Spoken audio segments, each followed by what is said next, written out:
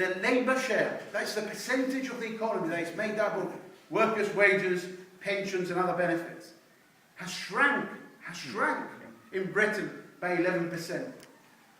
A back of the packet calculation means that 180 billion, at least 180 billion pounds, has been stolen from working people year in, year out, year in, year out. No wonder that then we're told that we can no longer afford pensions. They've stolen the money.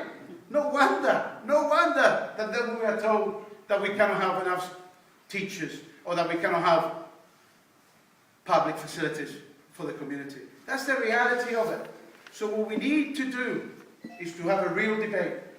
Not just about defeating the cuts, important as that is, but as your banner says, a better world and another world is possible. And that is the battle that we need to have. You know, for the first time in a long time, I think that people are much open to ideas now than they've ever been. The mantra that they told was going to work, neoliberal capitalism, even if they would not use the word, has failed. And it's failed in front of everybody's eyes. And I think that there is a real willingness out there to engage with ideas of how we build a better world for everyone.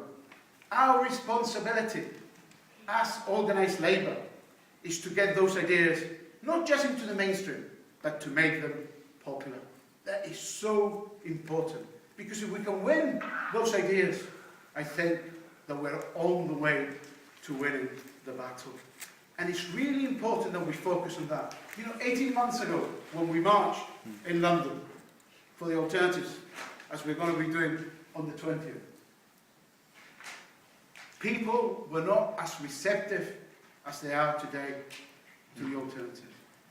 You know, opinion polls come and go, but then it showed that the majority of the people looked like wanting to give the new government a chance to see whether or not the cuts will work and lead to job creation. We argued very strongly that it would never happen. I think that the majority of people in Britain are now on our side. They have seen the disastrous effects that the cuts are having. And no matter how the government tries to paint it, everybody knows that it ain't working and it ain't going to work. And that gives us a huge platform to continue to build. You know, I want to finish on this because we've got other speakers, and equally as importantly, I want to hear from all of you. But I tell you this, I don't want to be that generation of trade union leader that my grandchildren come and ask me, we read in a textbook that you used to have a welfare state. What happened to it? It was in your watch that it went. What did you do about it, Grandad? What did you do about it? I don't want to be part of that generation. So I tell you all, this is a battle that we can win. This is a battle that we must win. And this is a battle that we will win. Thank you very much. We have to inspire people. We have to give people confidence. That's my long-winded say. Do what you can to get people there on the 20th of October. And thank you for me being able to speak here. But that's why I think the 20th of October is so important. It's not an isolated demo on its own, if you like. It's part of the process of showing to the union leaders that people are prepared to take action. If we turn out in force, I mean, the speakers here today, Dave Prentice of my union, are all more likely to call action, more likely to open the door to the sort of action that can hit the Tories hard. That's why it's such an important, it's a stepping stone to the sort of the coordinated strikes that the union leaders talked about. There is a class war taking place, but it ain't our class who's leading it. There is a capitalist counter-revolution. They are trying to take away all the gains that working people made following the Second World War. And if we sit around and wait for things to change, they'll never change. I completely agree with Billy. We are participants. We're not just bystanders. So look, I'll end on this. I've been making the argument for a long time about the railway. You would expect me to do that. I'm the General Secretary of a rail union. But I said this week, or last week, at the TUC, that actually the thing about the railway goes beyond the rail industry. The reason I make that argument is not just because it will benefit my members. Of course it will, and I'm passionate about that.